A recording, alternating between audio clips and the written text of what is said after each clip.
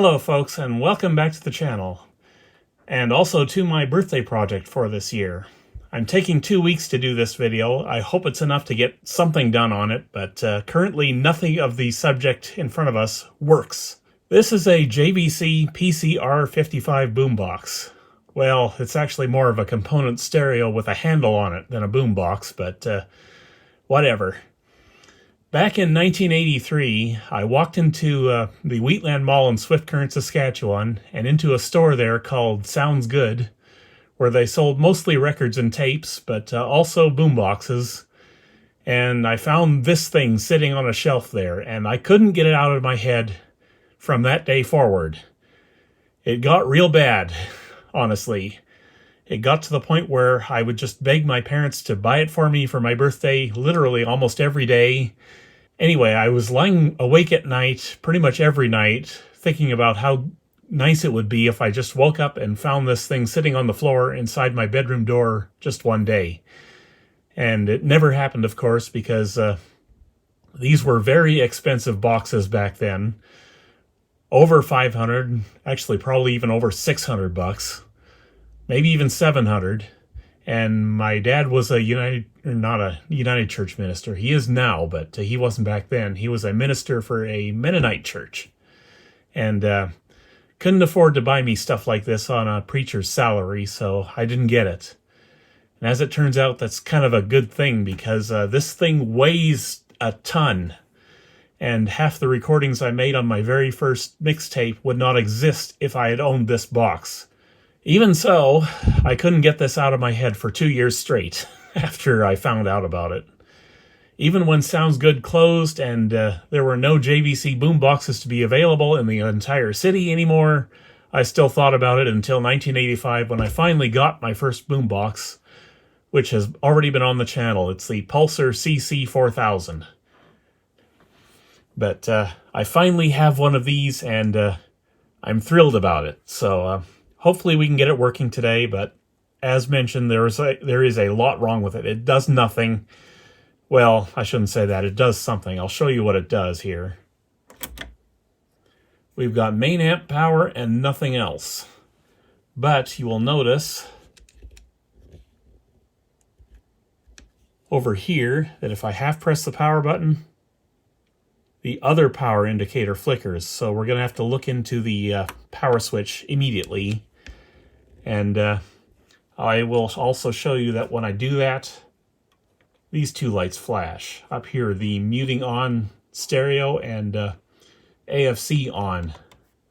So there is a lot wrong with this. Like I said, it's basically on standby right now. You can feel the heat coming off the top of it, which means there's something going on in there, but I just don't know what.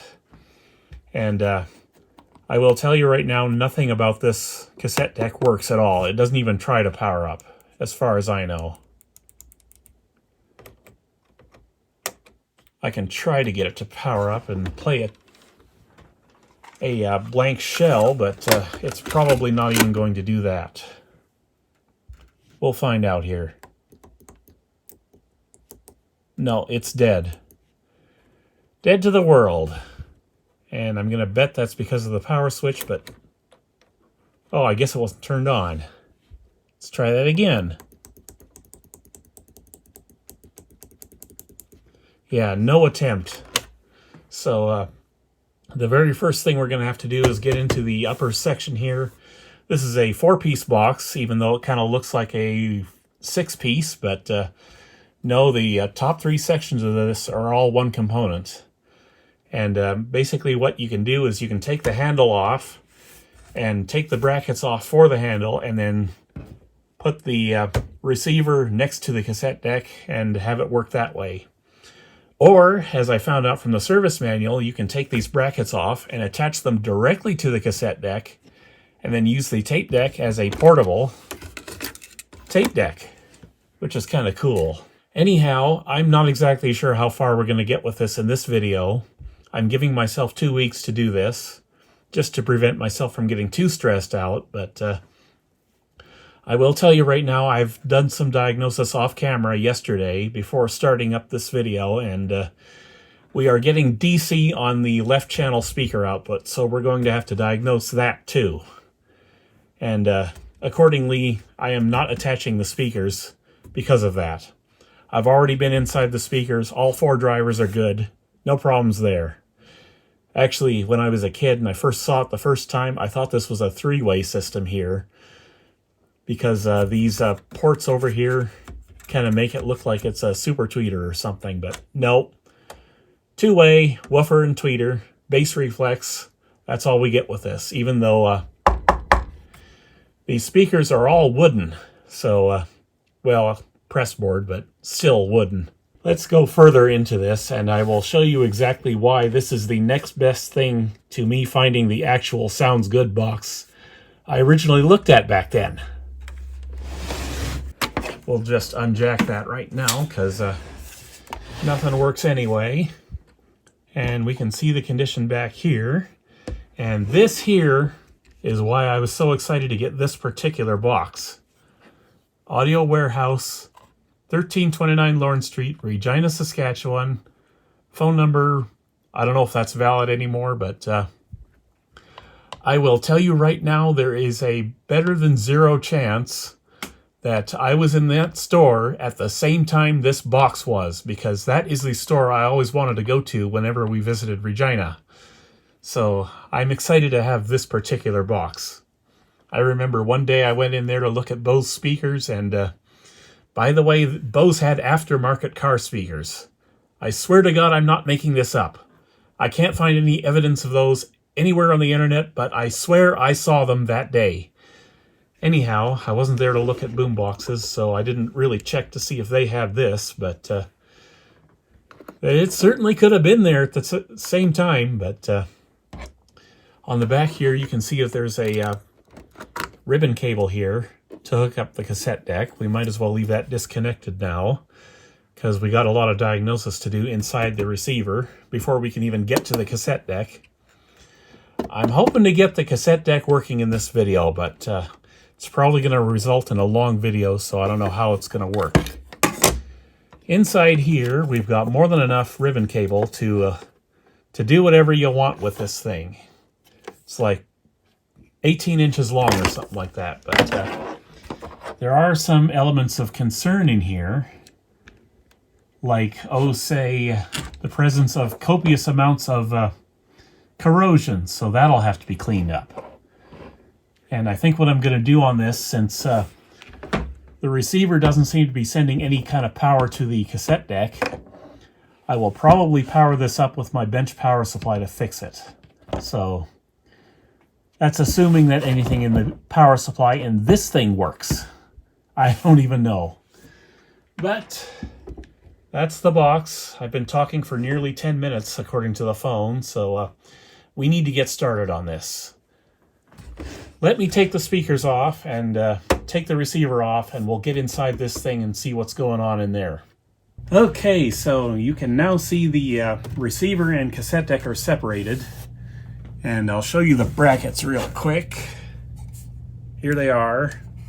This one's kind of not in great shape anymore, but not much I can do about that at the moment. In order to use this on the cassette deck, I think you would have to put it on like this. I think that's what the service manual said, but obviously not going to do that. So we need to get inside this thing to see what is going on with the amp. And it's an amp on a chip type deal, so the reason for the DC output on that one channel is very likely an internal problem in the chip. I don't see it being anything else, honestly. With that said, I still need to get in here and see what form factor that chip is in, because it came in different form factors. So we're going to take the antennas off first. I believe you can take these off on their own. This box is extremely old, so trying not to break anything, but that could be wishful thinking on my part. I'm not sure if this box has ever been apart before, but yes, here we go. Oh, Corrosion City. Already finding problems. Look at this. I will have to clean that up if I can. Let's see, we've got one screw terminal here and one up here. So we'll just delete those so we can get the rest of the box open. I'm kind of worried about what I'm going to find now once I really get into this, but we'll just carry on. Just looking inside, and yes, I see very serious signs of, or very obvious signs of water getting into this, so that's never what you want to find. All right, screws. Caution, do not remove screws. See notice on the bottom. Okay. Yeah, to prevent electric shock, yada, yada, yada, don't remove screws. I have to fix it, so I have to remove the screws. Sorry, Victor Company of Japan, but it has to be done. And I actually heard something rattling around inside there too, so that wasn't good. So I'm going to show the camera on this side where the screws are so I can get this back together. There, there, there, and there. The rest of the screw holes are for that bracket. And while I'm over here screwing around, I have to tell you, videos during December may be a little sporadic. This has been one very long and stressful year for me, and I am determined not to, determined not to have the repeat from last year where I got extremely stressed out and couldn't function anymore. I basically had a nervous breakdown on Christmas Day, so I don't want that to happen this year, especially with the ZX-9 coming up to service. That one I want to be careful with, so minimum 2 weeks for the ZX-9 is what I'm going to take on that one. Okay, I think we've got more screws we have to take out in order to get this top cover off.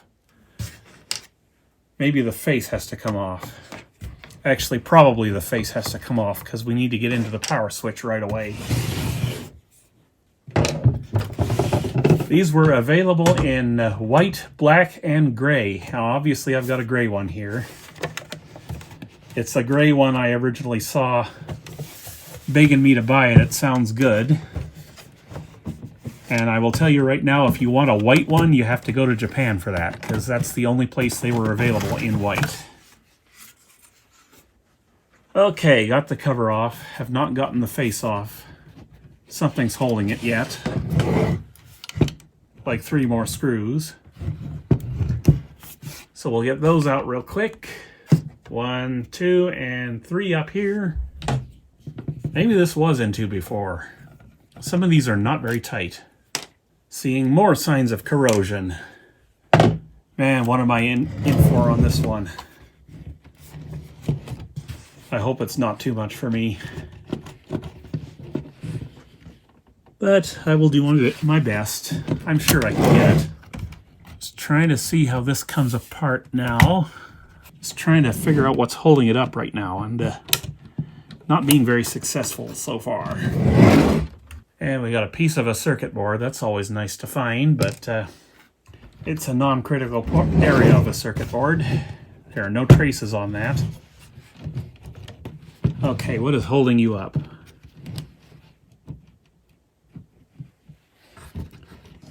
Got some wires that are kind of stretched a little tight, but that shouldn't be causing it to hold up like this.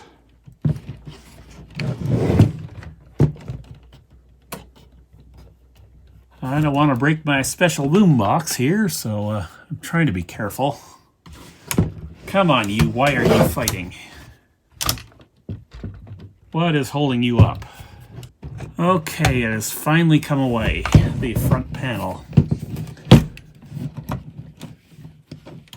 At least far enough for me to do something with it. Got a little bit of gunk in there, whatever that is. I won't look too closely at it.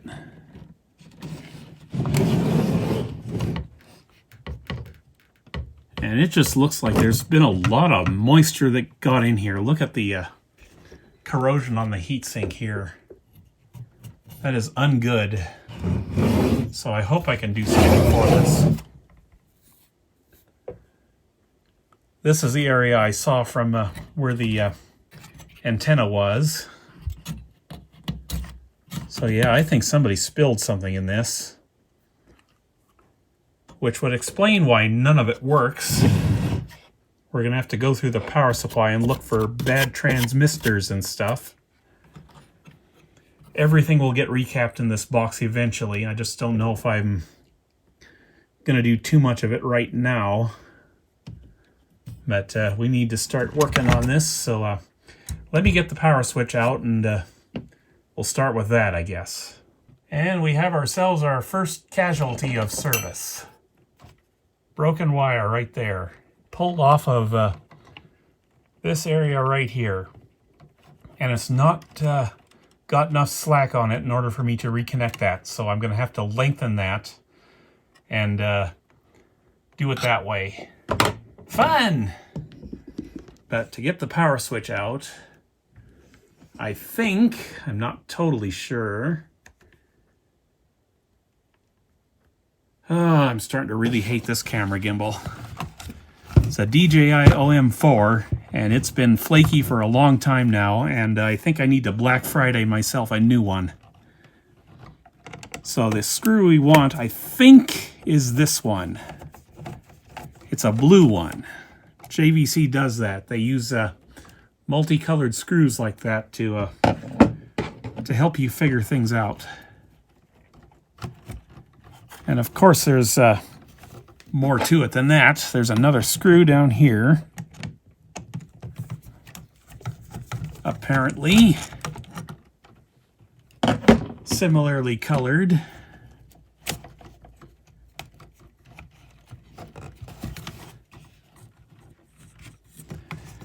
And now we can get this out.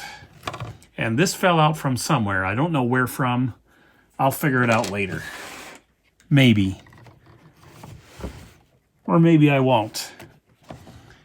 Anyhow, the power switch is now accessible, I think. Got 3 screws here and a nut to remove on the headphone jack. And hopefully I can get to the screws that mount the power switch so I can actually service the power switch, because that's keeping everything from working. Apparently. It's probably other things keeping everything from working the way this is going so far. Just taking a quick look. Looks like we only need to dismount the upper part of this. So maybe we don't have to take the headphone jack off. That is one of the screws. And that is one of the screws. And there's a spring directly behind the power button for the power switch we have to keep track of. Oh, and there's a little reed switch there. That might be the whole problem right there. So we have to clean that. Let me just get the spring out of the way first. Don't you roll off on me, you little guy. And let's see, how am I going to do this? Well, I'm going to polish the contacts of that with 3000 grit sandpaper. That's how I will do that.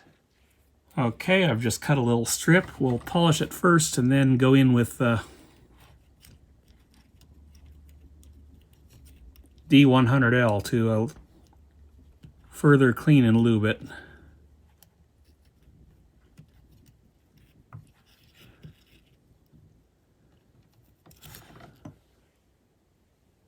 Yeah, that was pretty grimy and filthy. Okay, we'll just put some D100L on a piece of paper. Acetone would work too. But there's enough plastic around here that I don't want to risk it. So I'd rather just use D100L and the sandpaper today.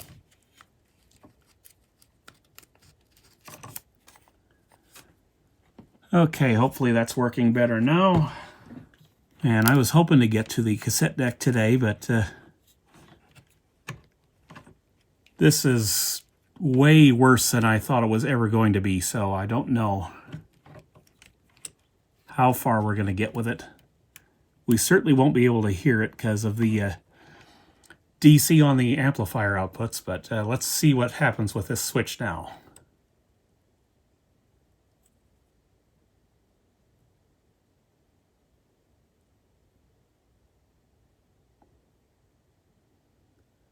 .6 ohms.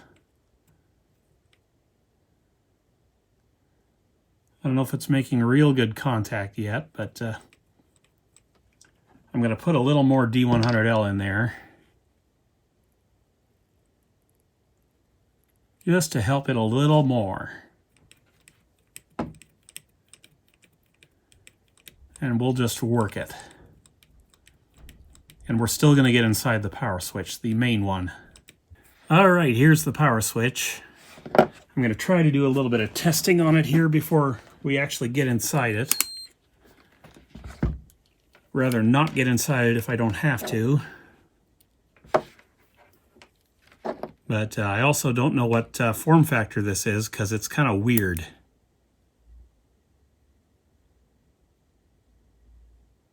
Okay, 0.6 ohms, 0.5 ohms, 0.4 ohms. That's okay for that set. I don't know what this pin even does, but there's no connection there. No connection there either.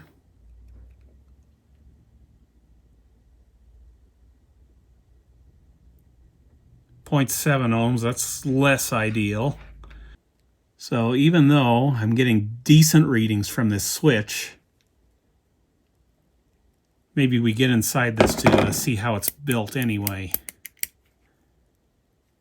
And just check the status of the contacts and see whether or not there's anything needing to be done with them.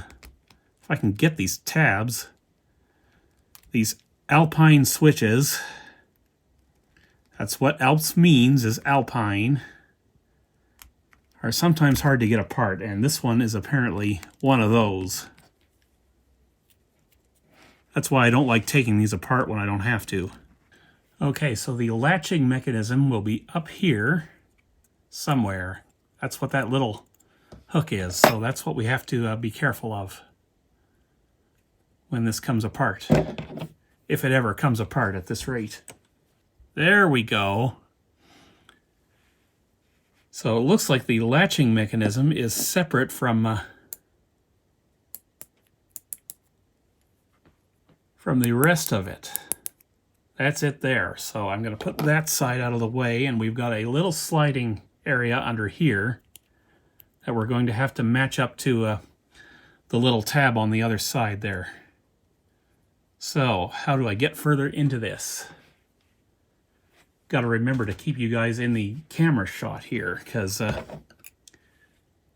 of losing track of things. Okay, there we go. Now we've got the contacts exposed. I don't know if anybody can see this, because I can't. Just taking a look at the at how the contacts look. That one actually looks all right.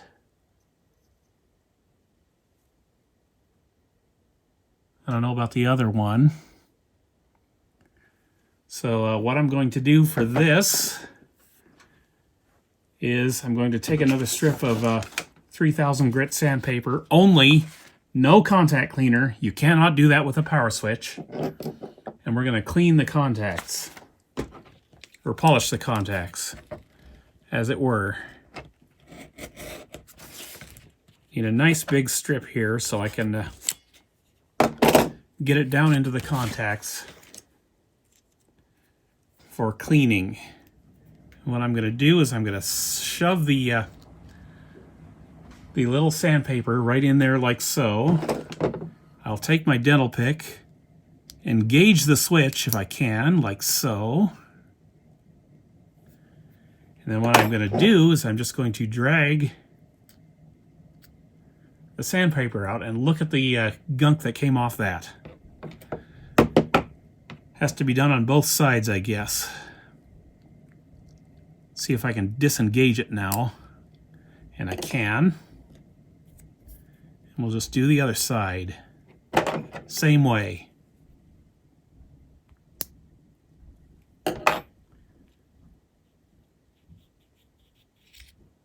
Reason you cannot do that with a power switch, use contact cleaner, is the contact cleaner will ruin the switch eventually. I'm actually going to do one more time on this other side because it was the dirtiest. And then we'll put the switch back together and back in the box. Yeah, that was still a little bit dirty, so glad I did that. So the power switch should be good now. I will put it back together. And we'll maybe check it again just to be safe, but I think it's going to be good now for a long time to come. Okay, let's see what we did for this switch. Testing one side now.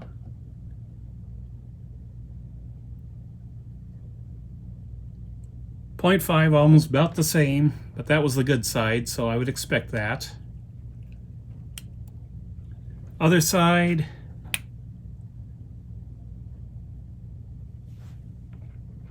Yeah, better. Much better, actually. We'll take that. Now I will reinstall the switch back in the box, and we will continue from there. Okay, switch is back in and apparently working, and hopefully we can continue along our merry way here. I've noticed that leaf switch in there is a momentary switch, so I don't know exactly what the deal is here, but I am kind of worried that that this box is going to be a lost cause at this rate. Maybe I threw my $500 away on this. But we'll keep going. We'll try to fix it. We got to get down to the amplifier now just to take a look at the amp chip. See what kind of amp chip it is. So we'll get into this heatsink first.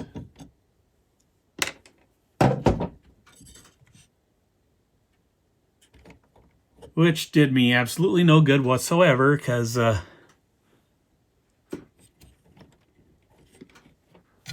apparently I have to get much further into this in order to get this thing off here. So how do I do that? I ask myself. Well, I think the back panel will have to come off.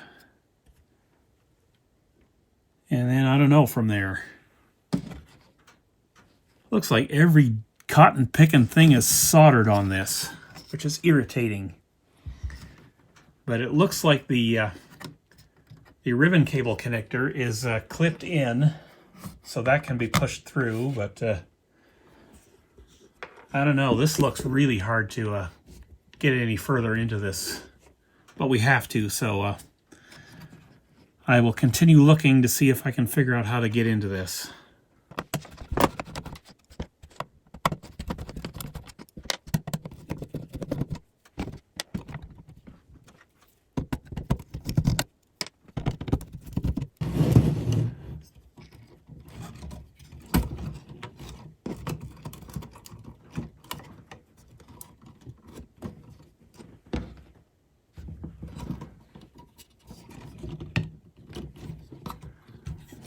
Okay, apparently you just pull the tuner up like this in order to get anywhere with it. And we've got one of these connectors down here. You can see it there. It's got a clip on one side and it just kind of folds up and out of the way. I will try to disconnect this with you on camera so you can see how this works. But there's really not a lot of access here. But I got it anyway. It's unclipped. Fold it up, pull the ribbon cable out.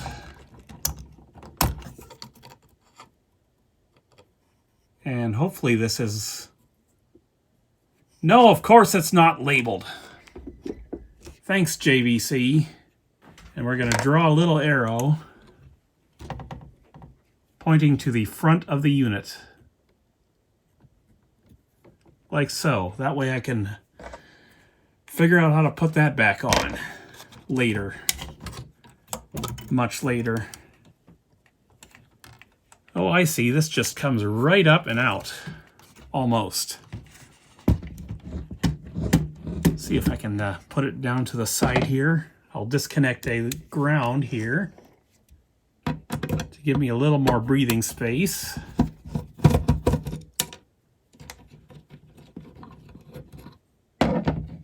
And man, does this ever have a lot of those Panasonic capacitors in it that are probably no good. Okay, I'll move that up to the side there. And now we can get a look at the underside here. I'm seeing lots of nasty brown circuit glue, because of course there is.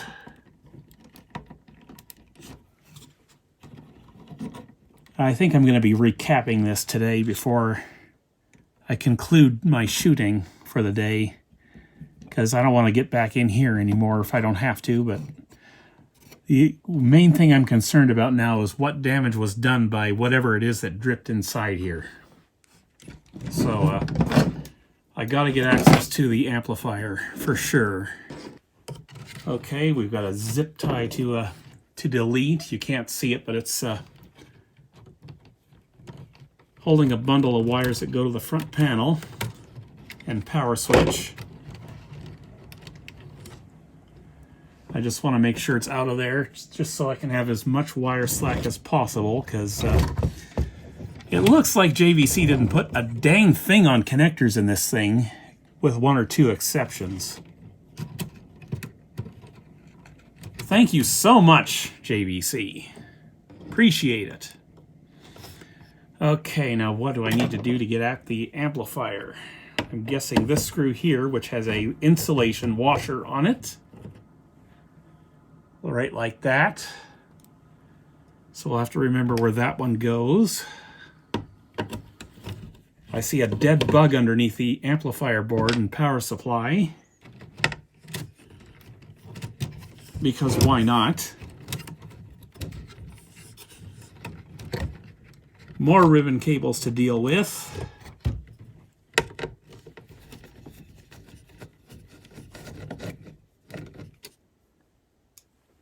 Why did I ever want to own one of these? And that is a machine screw thread on that one. Have to be careful of that. There's got to be more screws. There's got to be. But where are they? At this rate, I may not even get to the cassette deck. It is that ridiculous in here. I'm going to loosen this one screw over here that you can't see for the RCA jacks, because it looks like I need to in order to get the back panel loose. And yeah, that's the deal. The screw I was loosening is this one right here. There's just a little clip that holds the RCA to the back panel. And actually, this is free now, I think. Don't quote me on it.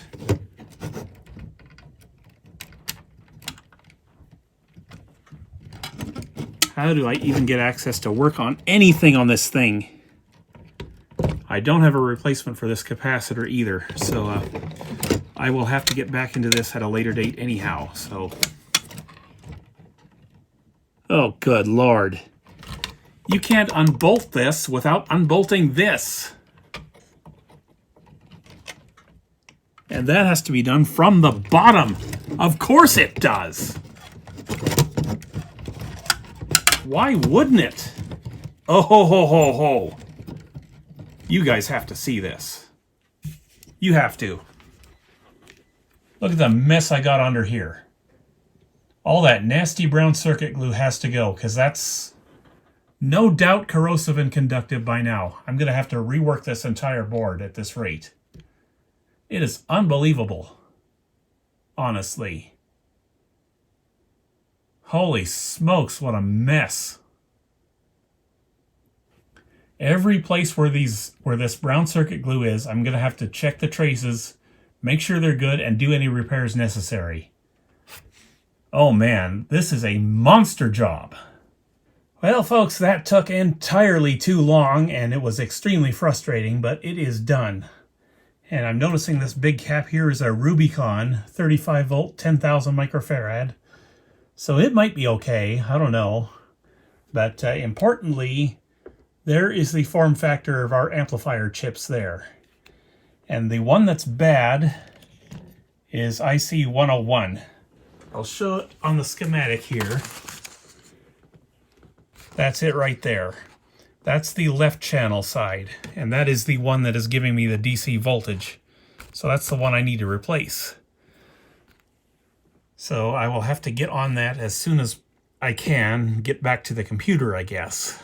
But this was a friggin' nightmare. There is a resistor, this one right here. Pretty sure it's a resistor. That one goes across the two outer pins of this right here. So I'm going to have to put that back after I measure it, because I don't know if it's any good anymore because of all the frickin' circuit glue. Look at this. Ridiculous. And then you've got jumper wires soldered in everywhere. Thankfully I had pictures taken before I went in with this, but a lot of these circuit glue's already been cleaned up because I had to in order to even get the amplifier chips to desolder, but there's more to work on, I will tell you what. So my next step in this endeavor is to replace all these capacitors if I've got them, because I have to do things while we're in here. It's that bad in this thing. But I will do my best with that. There's this big cap, I don't know what it is. Let's find out, I guess. 470 at 50 volts. I may or may not have that. We'll see. But this card came out while I was doing my work. It's just glued onto the transformer here, so I will use silicone to reattach that. But I want to test all these transistors, make sure they're all okay and whatnot. And I will have to do all that off camera because this is a really time-consuming venture at this point. So let me get started and I'll let you know what I find out, I guess. Okay, status report. I have completed most of the work on the amplifier and power supply board here. Still have a little bit left to go, but most of it's done now. I've deleted an awful lot of that brown circuit glue. Thankfully, it's not done too much damage that I can find. There's a little bit of solder mask damage here, but I will fix that when the new amp chip comes in. I have one on order now. This is the old one. And thankfully, I was able to find this in Canada, in Montreal, so 17 bucks, it's coming. So I don't know if it'll get here in time to finish this up or not, but I'm already at the point where I think it's going to take yet another full video even to get into the cassette deck, because this is taking a lot of work, and I'm not even remotely done yet. It's Wednesday already, so much work needs to be done. This has been reattached using red RTV sealant for exhaust grade car repairs. You can kind of see it up here. That's going to hold. It doesn't matter how hot that transformer gets, that's going to hold. But for these capacitors, these are output coupling capacitors for both amplifier channels. So those are not getting replaced right now because all I've got are Panasonic FR, and those are not for this device. Those are for power supply regulation. I'm not using them here. So I've tested all four of these. They're all good. I'm keeping them, at least for now. When the time comes to replace them, I'll find something cheaper than Panasonic FRs. The main filter cap tested perfectly good, so no problems there. For the little board that's back in here, I was able to use a 470 microfarad capacitor that's much smaller in profile than the one JVC used, which is this guy. This thing was so big they had it folded over and just lying in there. But that is the one major thing I'm finding with this. All of these Panasonic capacitors are bad. At the very least, they're physically leaky. Well, most of them are physically leaky. Like that one's physically leaking, and some others are as well. These blue Panasonic SUs, they're from the right time of the 80s when those were all going to heck later and starting to leak. So every Panasonic capacitor needs to be changed in this. No exceptions. Which means I got to get into the rest of this today and keep working at it. But I will keep working at it, and we'll get it all done. I will tell you, I've had this remounted back in the unit, and I've done a test power up, and the unit is now turning on properly. What happens is there's that little leaf switch in there. That is a momentary switch that tells the unit to come out of standby. And I don't think that circuit was working before, but it seems to be now because of all the recapping I did. Bunch of brand new caps in there, and a bunch of brand new caps I'm going to have to reorder because I'm really getting into my stockpile at this point. But that's kind of why I'm doing this at the time of year I'm doing it, because I've got another capacitor order coming up in January.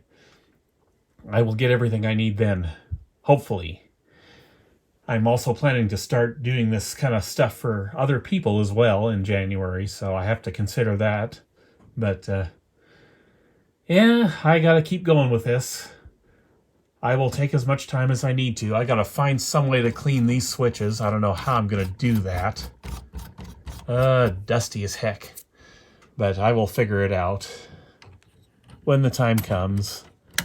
I'll get some cleaner into there somehow, in some way. I don't think I'll be taking these off the board to try and clean them manually, but, well, we'll just have to see what happens. And I got to take this board out, this volume pot, so I can clean that as well.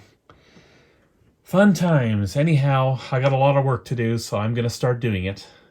All right, folks, so as you can see, I've pretty well got done the recapping of the tuner now, and I'm moving on to circuit glue remediation, and there's a few things I wanted to point out underneath the board here before I actually show you what I'm finding under here.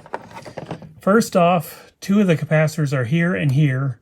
Watch your iron around the dial cord, otherwise you'll burn the thing apart. And I almost did that. It's almost separated, but I think I might have saved it in time. The burn is right here. I only burned the outer sheath.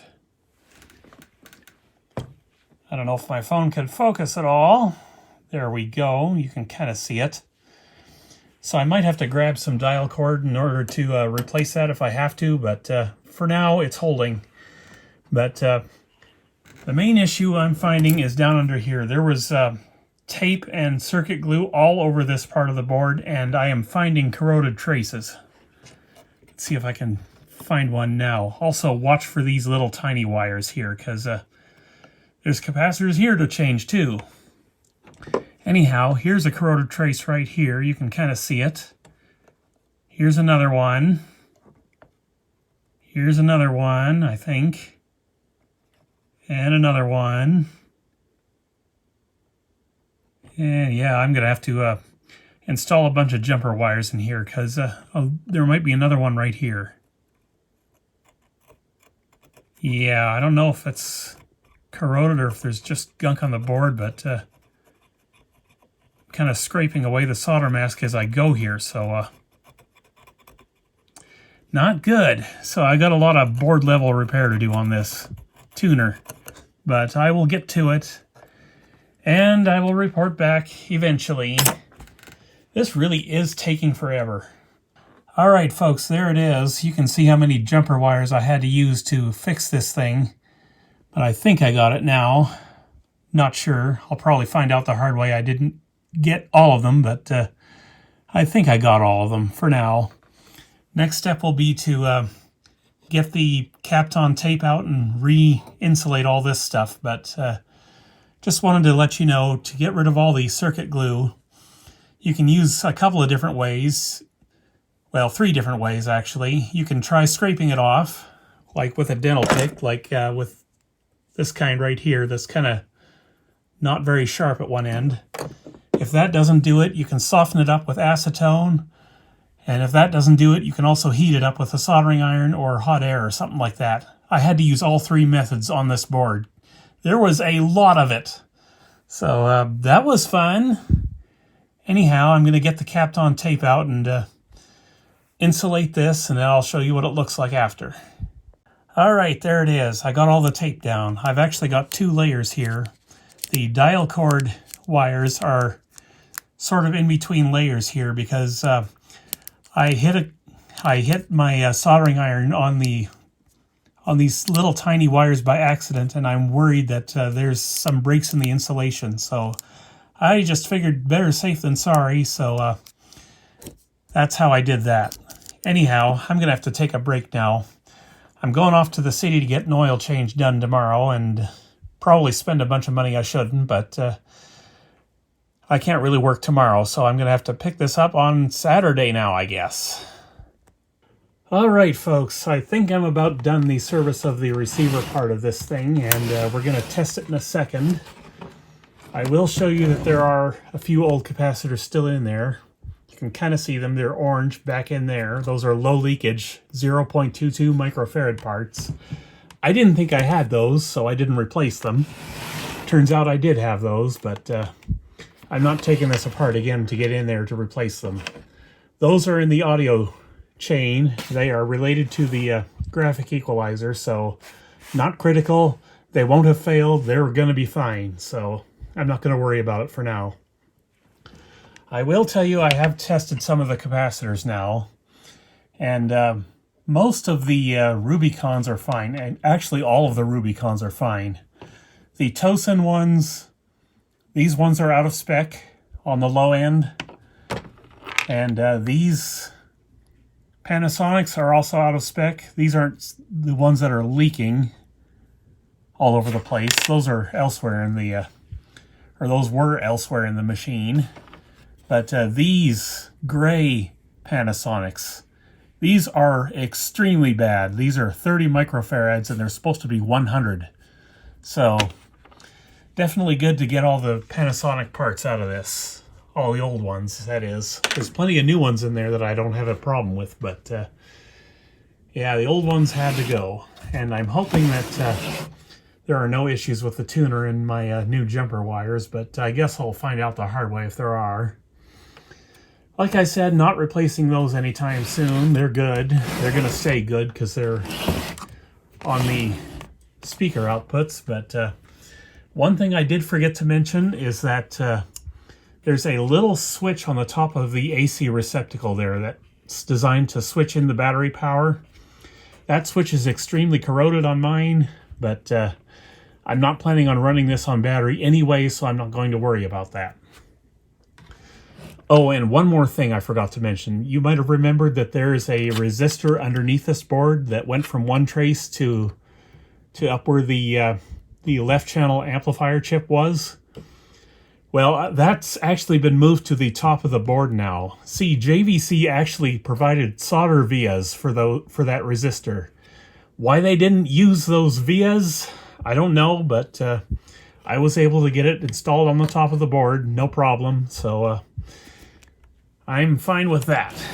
Anyhow, it is testing time, and we'll see if the receiver is working. Well, to an extent. I don't have the new amp chip yet, so we won't check the speaker outputs until probably the final little stretch of this service, which will probably be after the cassette deck over there is done. But yes, we'll just test her real quick, and then hopefully I can edit this video and get it ready for you next week. Like I said, the day after my birthday, and then hopefully I can start on the cassette deck at that time as well. So I will go like so. We're not going to hook up the cassette deck just yet. What we're just going to do is we're going to make sure it's off. It is off. We'll feed it some power. And let's just see if it works. Okay, main amp power and regular power are both on. We've got lights up here. A little hard to see. Let me turn some lights off here.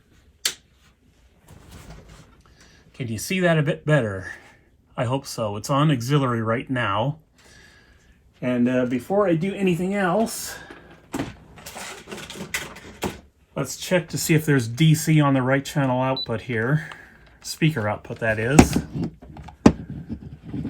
We'll use this meter I don't use often enough, considering I spent money on it.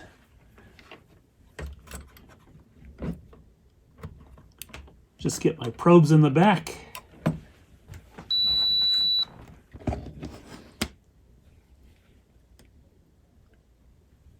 Not even getting a voltage reading. Let's go for volts DC. Got half a volt there. Huh. Was it at the bad channel or not? I don't know now, but I've got another amp chip coming, so we can test this later maybe. I don't know. I can use another speaker as well. I don't have to use the ones that came with the unit, and I would rather not, until I'm sure this is working anyway. So let's continue with our testing. Tape monitor. These buttons don't seem to be... Oh, there we go. Yes, they do respond. I guess one button turns it on, one button turns it off. That's working. And those are all working. We are on FM right now. Switch into tuner. And we've got lights over there. We're not going to be able to do much with this right now because we have no FM stations around here. I see it's changing color.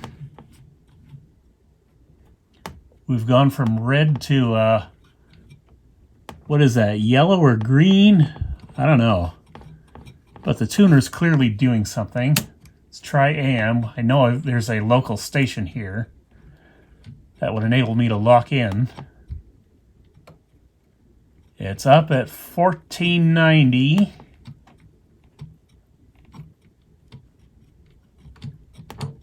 I don't know if it's picking anything up. So, yeah, let me shut this off real quick. Or actually, I'll leave it. I'll even leave it turned on. I'll leave the video recording. That way, if there's magic smoke, you can see it. And I'll go get a speaker.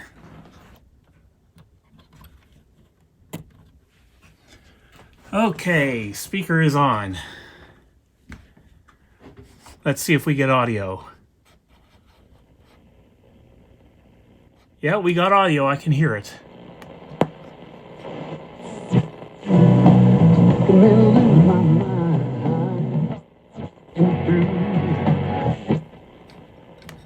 Yeah, the tuner's working. And the amplifier's working.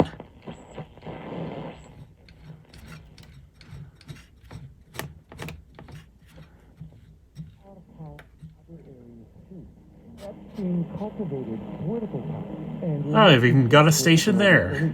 He was very welcoming, and he knew here at the columnist tribulation. Local and distant work.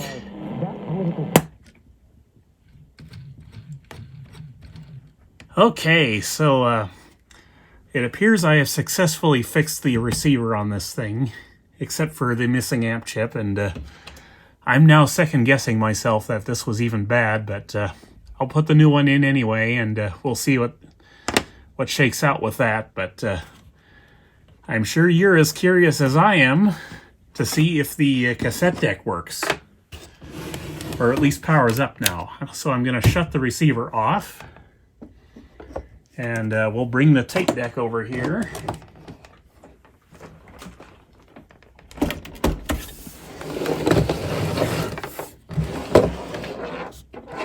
We'll reconnect it.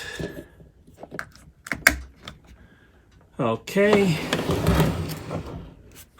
Now let's see if the tape deck does anything. If I'm understanding this properly, this should fire up with the receiver.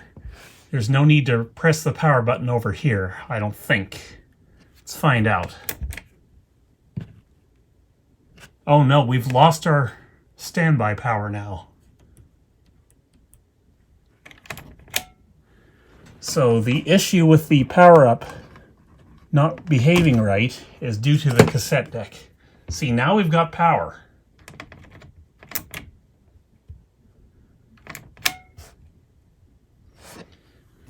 So we're going to have to go through the cassette deck in order to get this entire box working, it looks like. Because anytime I plug in the cassette deck, I think I got that plugged in right. Yes, I did. So yeah, every time I plug in the tape deck, the power cannot stay on. So, I guess that's the next step, is go through the tape deck and fix it. But I'm happy with my results so far. The receiver is working. We're making progress. It's just we need a lot more progress to make here. So I'm going to conclude this video, and I will see you in the next video for the cassette deck part of this. Bye!